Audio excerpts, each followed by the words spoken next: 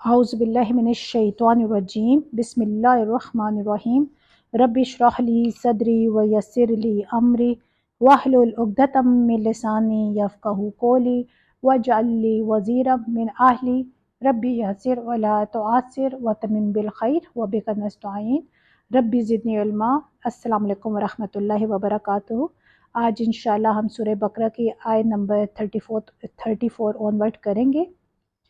अच्छा, अब ये 34 से 39 की जो आयत है ये एक दूसरे से रिलेट कर रही हैं। सो मैं सारी पहले आपको आयत और उसकी ट्रांसलेशन बता दूंगी, फिर मैं उसके बाद आपको तफसील लेके जाऊंगी ताकि आपको थोड़ी ज़्यादा डिटेल में पता चल जाए। बिस्मिल्लाहिर्रहमानिर्रहीम।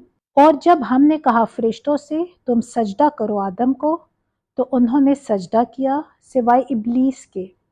उसने इनकार किया और तकब्बुर किया और वो हो गया काफरों में से। और हमने कहा, ए आदम, ठहर तो और तेरी बीवी जन्नत में, और तुम दोनों खाओ उसमें से खुला जहाँ से तुम दोनों चाहो, और मत तुम दोनों करीब जाना उस दरख्त के, वरना तुम दोनों हो जाओगे जालिमों में से। अब आयत नंबर 36। तो फिसला दिया उन दोनों को शैतान ने उससे, पास उसने निकलवा दिया उन्हें, यानी उस आराम और राहत से कि वो दोनों थे इसमें। और हमने कहा, तुम उतरो यहाँ से, तुम्हारा बास का दुश्मन है और तुम्हारे लिए ज़मीन में ठिकाना है और फ़ायदा उठाना है एक वक्त तक। अब आयत नंबर 37। फिर सीख लिया आदम ने अपने रब से चंद कलमे, तो मुतवज्जो हुआ अल्लाह मेहरबानी के साथ उस पर, बेशक वही है बहुत तौबा कबूल करने वाला, नहायत रहम करने वाला। आयत 38। हमने कहा, तुम उतरो यहाँ से सब के सब, फिर अगर आए तुम्हारे पास मेरी तरफ से कोई हदायत, जो जिसने पैरवी की मेरी हदायत की, तो ना कोई खौफ होगा उन पर और ना वो गमगीन होंगे। और वो लोग जिन्होंने कुफर किया और झुटलाया हमारी आयतों को, ये लोग हैं दोज़ख वाले और वो इसमें हमेशा रहेंगे। अब इंशाल्लाह इन आयत की हम तफसीर करते हैं थोड़ी सी। अच्छा देखिए, यहाँ पे पहले हमने जो आयत पढ़ी उसमें अल्लाह ताला ने हमें बता दिया था कि कैसे अल्लाह ताला ने फ़ैसला किया कि हज़रत आदम अलैहिस्सलाम को ज़मीन में खलीफा बनाकर भेजना है। फिर उनके थोड़े से फ़रिश्तों के साथ बातचीत हुई, फिर फ़रिश्तों के माइंड में जो जो डाउट थे उन्होंने वो अल्लाह ताला से वो बताए अल्लाह ताला को। फिर अल्लाह ताला ने उनको सारा वो इन्फॉर्म किया कि कैसे अल्लाह ताला उनकी फ़ितरत बनाएगा, उन्हें खलीफा बनाएगा, क्योंकि अल्लाह ताला ने एक दुनिया बात करनी थी। और ज़ाहिर है तो फिर अल्लाह ताला ने कहा कि ये इंसान कर सकते हैं। अल्लाह ताला ने कहा, जो मैं जानता हूँ फ़रिश्तों तुम लोग नहीं जानते। अब यहाँ पे अब देखो, हज़रत आदम अलैहिस्सलाम पैदा हो गए। अल्लाह ताला ने अब यहाँ पे फिर जिस वक्त अल्लाह ताला ने हज़रत आदम अलैहिस्सलाम को पैदा किया, तो फिर अल्लाह ताला ने फ़रिश्तों से क्या कहा? अल्लाह ताला ने कहा तमाम फ़रिश्तों को कि वो सजदा करे हज़रत आदम अलैहिस्सलाम को, और तमाम के तमाम फ़रिश्तों ने सजदा कर दिया, क्योंकि अल्लाह का हुक्म था। और ज़ाहिर है फ़रिश्तों की जो फितरत है ना, उसमें तो फर्माबरदारी है, उसमें तो ना के ऑप्शन ही नहीं है ना। लेकिन इब्लीस ने सजदा नहीं किया। देखिए यहाँ पे वर्ड क्या आया है, गौर करें आयत में। जब हमने कहा फरिश्तों से कि सजदा करो आदम को, तो सब सजदे में गिर पड़े सिवाय इब्लीस के। अब देखिए यहाँ ये भी गलतफहमी हो सकती है कि क्या पता इब्लीस भी फरिश्ता था, लेकिन फिर ये भी है कि फरिश्ते तो हुक्म अदूली नहीं करते, तो इब्लीस ने कैसे कर दी। अब इसकी जो क्लैरिफिकेशन है वो सूरह काफ में दी गई है, जो कि सूरह बकरा से पहले नाजिल हो चुकी थी। अब सूरह काफ में क्या है, काना मिनल जिन्नी फफासका अन अम्री रब्बी, वो जिन्नों में से था, बस उसने अपने रब के हुक्म से सरकशी की। यहां से हमें इस आयत से हमें पता चलता है कि जो इब्लीस था वो जिन्नों में से था, वो फरिश्ता नहीं था। अब जिन्नात जो है ये भी इंसानों की तरह ज़ाहिर ने भी थोड़ा बहुत इख्तियार दिया गया था, जैसे ईमान और कुफर, इताअत और नाफरमानी, इन सब की थोड़ी कुछ ना कुछ उनके अंदर क्वालिटीज़ थी। चुनांचे जो जिन्नात थे वो नेक भी हो सकते थे, वो बद भी हो सकते हैं, वो आला दर्जे में भी हो सकते हैं, वो अदना दर्जे में भी हो सकते हैं। अब ये जो इब्लीस है ना, ये पहले अज़ाज़ील था, इल्म और इबादत के एतबार से बहुत बुलंद हो चुका था कि यानी फरिश्तों का एक किस्म का हमनशीन था ये। अब लोगों के ज़हन में ये क्वेश्चन भी आता है कि तमाम मलाइका को आदम अलैहिस्सलाम को सजदा करने की क्या ज़रूरत थी। کیا یہ صرف تعظیباً تھا؟ اگر تھا تو کس شے کی تعظیم اللہ تعالیٰ دلوا رہے حضرت آدم علیہ السلام کو؟ تو دیکھیے اس کی بھی وضاحت نا مکی صورتوں میں دو جگہ واضح کر دی گئی ہے، ایک سورہ ہجر میں اور دوسری سورہ سعاد میں۔ اس میں ہے پھر جب میں آدم علیہ السلام کی تخلیق مکمل کر لوں اور اس میں اپنی روح میں سے پھونک دوں تب گر پڑنا اس کے سامنے سجدے میں۔ سمجھ آ گئی؟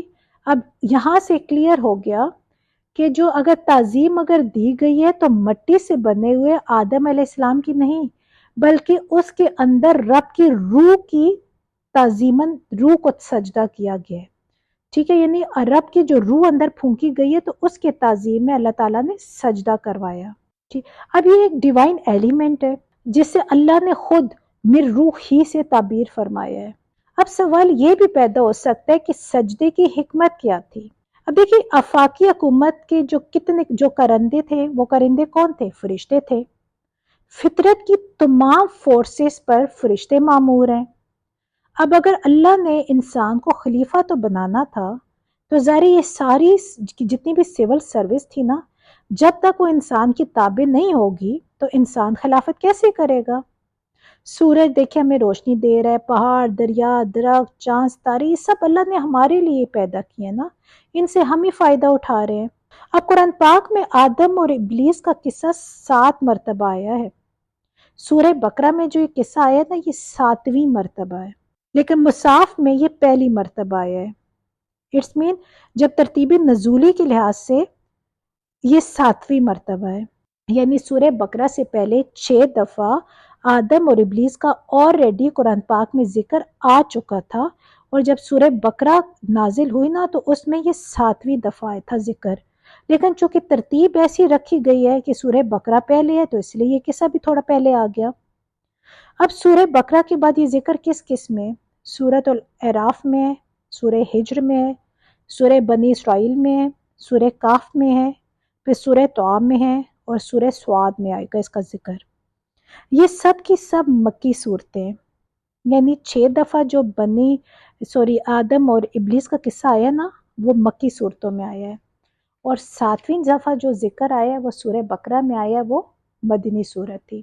اب ابلیس کا اصل نام عزازیل تھا۔ اب اس کا ابلیس نام کیوں ہو گیا؟ کیونکہ اس نے نافرمانی کی اور اللہ کی رحمت سے مایوس ہو گیا، اور جو اللہ کی رحمت سے مایوس ہو جاتا ہے وہ شیطان ہو جاتا ہے، اور وہ سوچتا ہے کہ بھئی میری عاقبت تو خراب ہو گئی تو جس حد تک ممکن ہے میں باقیوں کی بھی برباد کر دوں۔ انسان کی جو عداوت ہے نا اس کی گھٹی میں پڑ گئی ہے۔ ذرا انسان کی وجہ سے تو دیکھا جائے اس پہ نعوذ باللہ یعنی دیکھا جائے تو لعنت تو اس پہ برسی ہے، اللہ کی رحمت سے وہ مایوس ہو گیا۔ اب اس نے قیامت تک کے دن کے لیے اللہ تعالیٰ سے مہلت مانگی کہ وہ ثابت کر دے گا کہ یہ جو آدم علیہ السلام جو ہے یہ خلافت کے قابل نہیں تھے، اسی لیے اس نے انکار بھی کر دیا تھا کہ وہ آدم علیہ السلام سے بڑھ کر اپنے آپ کو کچھ مانتا تھا۔ اب سورہ اعراف میں ہے کہ میں اس سے بہتر ہوں، تو نے مجھے آگ سے بنایا اور اسے گارے سے، اور دیکھیں یہی تکبر سے مار گیا نا۔ اب دیکھیں وَكَانَ مِنَ الْكَافِرِينَ، اور ہو گیا وہ کافروں میں سے، یا اور تھا وہ کافروں میں سے، اس کے دونوں معنی آتے ہیں، کچھ بھی ہے۔ اب اس کا مطلب دیکھیں یہ بھی ہو سکتا ہے کہ اس نے اس ٹائم فخر غرور تکبر کیا اور انسان کو کوئی ویلیو نہیں دی اور وہ کافر ہو گیا، اور اس کا مطلب یہ بھی ہو سکتا ہے کہ وہ پہلے ہی کافروں میں سے تھا، یعنی اس کے اندر سرکشی موجود تھی، لیکن ظاہر وہ اس وقت ہوئی جس ٹائم سجدے کا وقت آیا۔ جیسے انسان کے اندر بدنیتی ہوتی ہے لیکن وہ اوپر نیکی کا پردہ ڈالی رکھتا ہے، پھر ایک وقت ایسا آتا ہے کہ وہ ننگا ہو جاتا ہے اور اس کی باطنی حقیقت سامنے آ جاتی ہے، تو شاید اس کا ساتھ بھی یہی ہوا، وہ پہلے سے اس کے اندر سرکشی تھی لیکن وقت وہ تھا جس میں وہ سب کے سامنے ظاہر ہو گئی۔ اب جب آدم علیہ السلام کو اللہ نے بنایا تو آدم علیہ السلام کی پسلی سے اماں حوا بھی پیدا کی، اللہ تعالیٰ نے پیدا کیا انہیں بھی، اور پھر اللہ تعالیٰ نے اماں حوا اور آدم علیہ السلام کو جنت میں رہنے کا حکم دیا کہ تم لوگ یہاں رہو، تم لوگ آزاد ہو، کھاؤ پیو، جہاں مرضی جاؤ، جو کچھ مرضی کرو، ہاں ایک درخت تھا جس سے اللہ تعالیٰ نے منع کر دیا کہ اس کے قریب مت جانا۔ اب دیکھیں یہاں پہ نا ڈیمونسٹریشن کا یہ ایک حصہ ہے، یعنی دنیا میں کھانے پینے کے ہزاروں اللہ میں چیزیں دے گا، اور چند ایک ایسی ہوں گی جو حرام ہوں گی۔ اگر ہم ان ہزاروں کھانے والی چیزیں جو اللہ نے ہمیں الاؤ کی ہیں چھوڑ کر ہم چند حرام چیزیں کھائیں گے تو نافرمانی ہوگی۔ اسی طرح اللہ نے چند رشتے دیے جو حرام ہے، باقی حلال ہے، اس کے باوجود اگر انسان زنا کرے گا تو اپنے ساتھ ظلم کرے گا۔ اب دیکھیے حضرت آدم علیہ السلام کو تو ہمیں اللہ تعالیٰ پہلے ہی بتا چکے تھے نا کہ زمین میں اللہ تعالیٰ ایک خلیفہ بنائے گا، تو ظاہر ہے انہوں نے تو زمین میں دنیا کو آباد کروانا تھا، اللہ تعالیٰ نے انہیں تو نیچے اترنا تھا۔ لیکن حضرت آدم علیہ السلام اور بی بی حوا کا شیطان کے وسوسے میں آنا اور سزا کے طور پر پھر نیچے اترنا، یہ ایک ہمارے لیے ایک مثال بھی ہے کہ جب شیطان حضرت آدم علیہ السلام اور اماں حوا کو ورغلا سکتا ہے تو ہم تو ان کے مقابلے میں چیز ہی کوئی نہیں ہے۔ ہمیں تو زیادہ ہوشیار رہنا ہے، شیطان ہر جگہ موجود ہے، وہ ہر وقت وسوسے ڈالے گا۔ وہ حضرت آدم علیہ السلام اور ان کی تمام نسل کا دشمن ہے، وہ کوئی بھی موقع نہیں چھوڑے گا۔ اب دیکھیں سورہ فاتر میں نا یقیناً شیطان تمہارا دشمن ہے، اس لیے تم بھی اسے اپنا دشمن ہی سمجھو۔ اب اس سے زیادہ اور اللہ تعالیٰ میں کیا کلیئر کر کے بتائے؟ دیکھیں اللہ تعالیٰ نے کتنا کچھ ہمیں کلیئر بتا دیا ہے کہ یہ تیرا دوست ہے، یہ تیرا دشمن ہے، یہ سیدھا راستہ ہے، یہ غلط راستہ ہے، تم اسے لے کے چلو گے کامیاب ہوگے، اسے لے کے چلو گے تو تم ناکام ہو جاؤ گے۔ اب اس سے زیادہ اور کیا کلیئر ہو؟ اب دیکھیے یہ تو پھر ہماری نالائکی ہے نا کہ ہم سب کچھ دیکھنے سمجھنے کے باوجود بھی اگر ہم اپنی دشمنوں سے مار کھا جائیں۔ اب اللہ نے ہمیں دشمن کی نشانیاں تو بتا دی ہے نا۔ اب شیطان کے وسوسے سے اللہ نے کہا تم سب اترو، ظاہر اس نے جس پر وسوسہ ڈال دیا تو انہوں نے کیا کہا، تم سب اترو، تم سب ایک دوسرے کے دشمن ہوگے۔ اب یہ سوچنے کی بات ہے کہ یہ جمع کا صیغہ ہے کہ تم ایک دوسرے کے دشمن ہوگے۔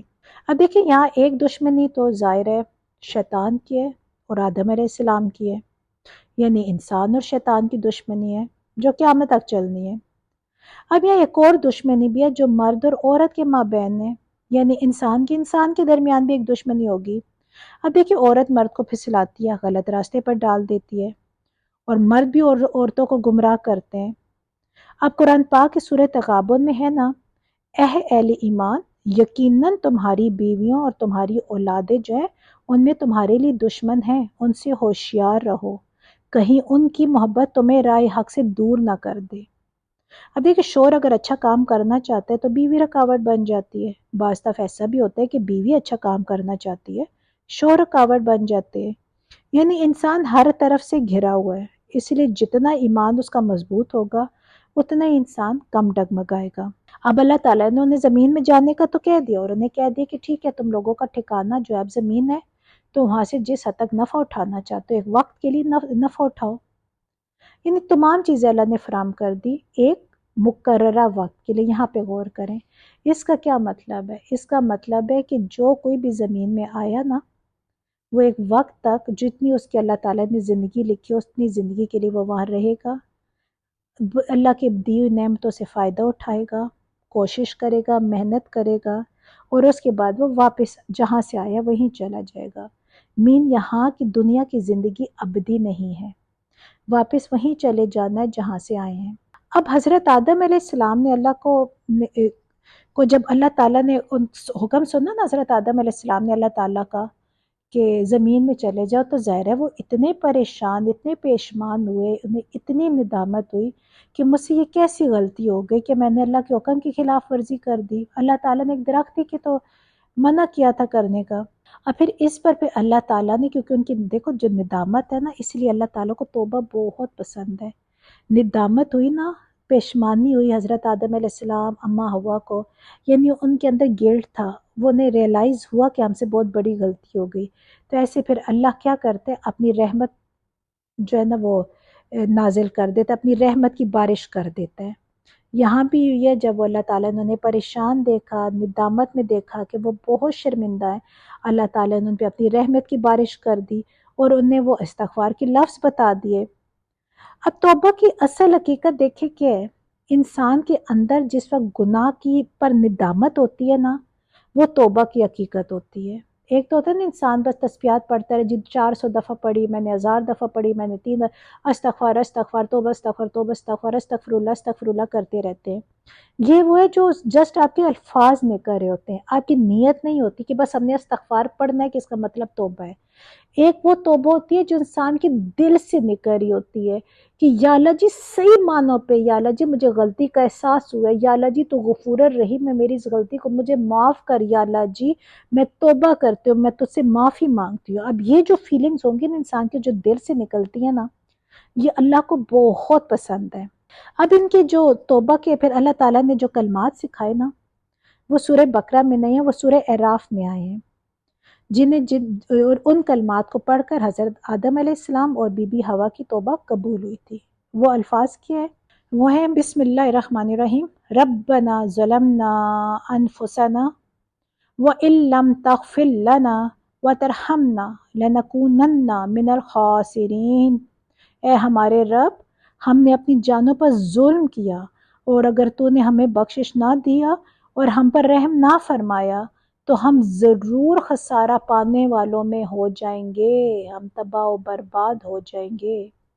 اب دیکھیں یہاں پہ شیطان میں اور ایک انسان میں یہ فرق ہے نا، غلطی دونوں سے ہوئی، شیطان سے بھی ہوئی، انسان سے بھی ہوئی، لیکن ابلیس تکبر کی بنا پر اکڑ گیا، اس نے ندامت محسوس نہیں کی۔ لیکن دوسری طرف حضرت آدم علیہ السلام اور اماں حوا نے کیا کیا؟ انہیں ندامت ہوئی، وہ پیشمان ہوئے، انہوں نے توبہ کی۔ اب کوئی انسان گناہ اور خطا سے بچ نہیں سکتا۔ رسول پاک صلی اللہ علیہ وآلہ وسلم کی ایک حدیث ہے کہ آدم علیہ السلام کی تمام اولاد خطا کار ہے، اور ان خطا کاروں میں بہتر وہ ہے جو توبہ کر لے۔ یعنی اتنا پرفیکٹ کوئی انسان نہیں ہو سکتا جو خطا نہ کرے۔ خطا سے پاک، گناہ سے پاک ایک ہی ہستی ہے جو اللہ ہے، جو غلط نہیں کر سکتا۔ لیکن اللہ نے انسان کو موقع دیا نا کہ انسان تجھ سے غلطی ہو جائے تو توبہ کے راستے کھلے، تو دل سے توبہ کر اور پھر اپنی اصلاح بھی کر۔ یہ نہیں آج کل غلطی کرے توبہ کر لو، پھر وہی غلطی کرو، پھر توبہ کر لو اور اپنی ایک روٹین بنا لو۔ توبہ کرو لیکن اس کے بعد اپنی اصلاح ضرور کرو کہ یہاں مجھ سے غلطی ہوئی ہے، انشاءاللہ میرے رب نے چاہ تو آئندہ یہ غلطی میں دوبارہ نہیں کروں گا۔ تو یہاں بھی یہی تھا، حضرت آدم اور بی بی حوا کی ندامت ہوئی تو اللہ تعالیٰ نے ان کی توبہ قبول کر لی۔ اللہ توبہ قبول کرنے والا ہے اور نہایت رحم والا ہے۔ اب دیکھیں توبہ کا لفظ دونوں طرف سے آتا ہے، بندہ بھی تواب ہے، اللہ بھی تواب ہے۔ یعنی بندہ جب خطا کرتا ہے، اسے شرمندگی ہوتی ہے، تو وہ اللہ کی طرف توبہ کے لیے رجوع فرماتے ہیں کہ یا اللہ تو مجھے معاف کر دے۔ اور اللہ تعالیٰ جب انسان خطا کرتا ہے تو ناراض ہوتا ہے، پھر جب انسان کی توبہ سنتا ہے تو اللہ تعالیٰ پھر اپنی رحمت کی بارش برساتا ہے، اور اللہ تعالیٰ اپنی رحمت یعنی اللہ تعالیٰ سے معاف کرنے کے لیے اس پہ رجوع کرتا ہے۔ یعنی انسان توبہ کے لیے اللہ سے رجوع کرے گا، اور اللہ ناراضگی کے بعد رحمت کے یہ بندے سے پھر رحمت کے لیے رجوع کرے گا۔ اب ایک حدیث میں ہے کہ اگر میرا بندہ بالش بھر میری طرف آتا ہے تو میں ہاتھ بھر کر اس کی طرف آتا ہوں، اور اگر میرا بندہ ایک ہاتھ بھر میرے پاس آتا ہے تو میں 2 ہاتھ آگے آتا ہوں، اور اگر وہ چل کر میری طرف آتا ہے تو میں دوڑ کر آتا ہوں۔ میرا اللہ اتنا غفور رحیم ہے۔ اللہ تعالیٰ نے تو موقع پہ موقع انسان کو دیا، انسان تو تو صحیح نا، پھر تو میری رحمتیں دیکھی، پھر تو میرے کرم دیکھی، پھر تجھے اندازہ ہوگا کہ تو نے کیسا راستہ اختیار کیا جس میں تیرے لیے بھلائی ہی بھلائی ہے۔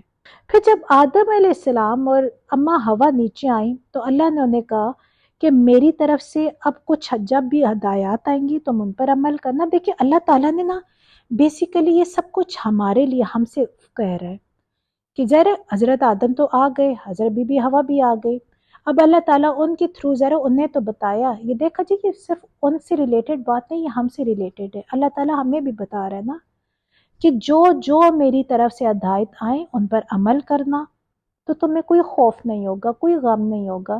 ظاہر ہے جب تم ہدایت پر عمل کرو گے تو تم تو سیدھے راستے پر ہوگے، جنت کے راستے پہ ہوگے، صراط مستقیم پہ راستے ہوگے، اللہ کے پسندیدہ راستے پہ ہوگے، تو پھر غم کی تو چانس ہی نہیں، خوف کے تو چانس ہی نہیں ہے۔ یہ چانس تو تب آئیں گے نا کہ جب ہدایت سے بندہ ہٹ جائے گا۔ ہدایات کیا تھی؟ وہی کی صورت میں بھی تھیں، پھر ظاہر کتابوں کی صورت میں بھی اللہ تعالیٰ نے پھر بعد میں ساتھ ہدایات بھیجتا رہا رسولوں پر. پھر اللہ تعالیٰ دیکھے بہت سے پھر سیغے بھیجے، بہت سے مصاحف بھیجے. اب یہاں پہ دیکھیں ہمارے لیے بھی اللہ تعالیٰ نے نا راستہ ہمیں بتا دیا کہ جو اللہ تعالیٰ نے ہدایات جتنی دی نا، ہم نے عمل انہی پہ کرنا ہے. ہم نے کسی انسان کی باتوں پہ نہیں آنا اور ان ہدایت پہ نہیں چلنا جس میں میرا اللہ اور اللہ کے رسول کو حکم نہیں تھا. لیکن ہم نے لوگوں کے کہ فلاں بندہ یہ کرتا تھا تو ہمیں بھی یہ کرنا چاہیے. نہیں، ہمیں صرف وہی راستے اختیار کرنا جو میرے اللہ کو پسند ہے، اور اللہ نے اپنے رسولوں کے ذریعے اپنی کتابوں کے ذریعے وہ ہدایت کے راستے ہمیں دے دیا. تو تب ہی ہم بے فکر ہوئیں گے. اور جو پھر اللہ کی نافرمانی کرے گا، اللہ کی آیات کا انکار کرے گا، ناشکری کرے گا، تو اللہ نے ان کا کھلم کھلا بتا دیا کہ ان کا ٹھکانہ صرف اور صرف جہنم ہے، جس میں وہ ہمیشہ کے لیے رہیں گے.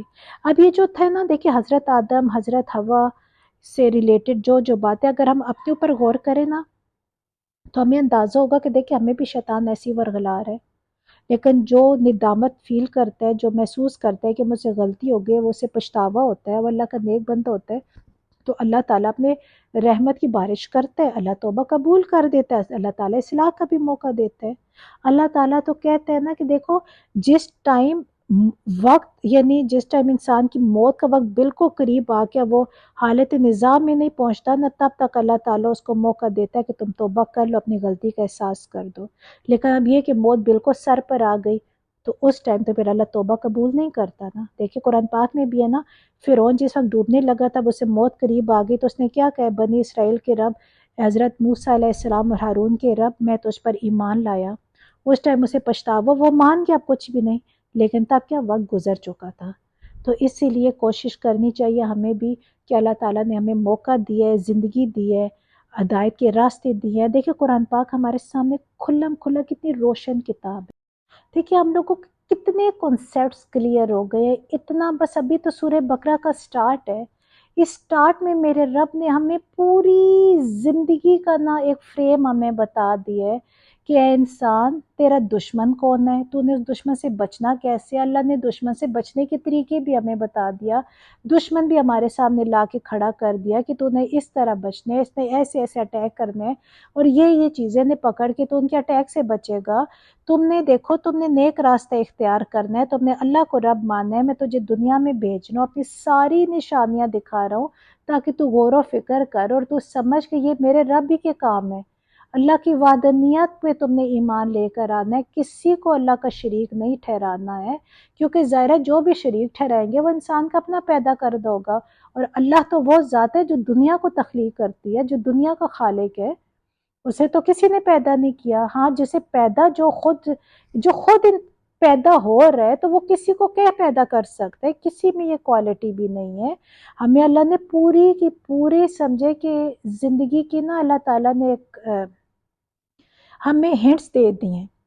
اب یہ ہماری بدقسمتی ہے کہ ہم اس کو نہ سمجھیں، اور ہماری خوش قسمتی ہوگی کہ اگر ہم انہیں سمجھ کر اپنی زندگی کے اس کے مطابق گزارے کہ زندگی بہت چھوٹی ہے. دیکھیں یہاں بھی کھلم کھلا آگے کہ یہ زندگی ابدی نہیں ہے، کچھ وقت کے لیے، یعنی ہمیں واپس وہیں لوٹ کر جانا ہے. اگر یہ اپنے واپسی کی ڈیٹ یاد رکھے نا، اندازہ کہ دیکھا ہمارے کتنا آج ہیں کل نہیں، ابھی ہیں، کیا پتہ 2 منٹ کے بعد ہم لوگ اس قابل ہوں بھی یا نہ ہو کہ ہم زندگی دنیا میں رہیں نہ رہیں، ہمیں تو کچھ معلوم نہیں نا. ہر وقت یہ سمجھے کہ ہمارا آخری لمحہ ہے، آخری وقت ہے، آخری دن ہے، آخری گھنٹہ ہے، آخری منٹ. ہمیں کوئی پتہ نہیں کسی ٹائم بھی کچھ ہو جائے. ہمیں ہر وقت اس جہان کے لیے، اس زندگی کے لیے تیار رہنا ہے جو ابدی ہے. اب وہ ٹھکانہ دیکھے، اور اللہ کرے کہ ہم سب مومنوں کا ٹھکانہ اللہ تعالیٰ جنت بنائے، اور ہمیں اتنا ہمارا ایمان مضبوط رکھے کہ شیطان ہمیں کسی بھی قسم کا وسوسہ ڈال کے ہمیں نہ بہکا سکے.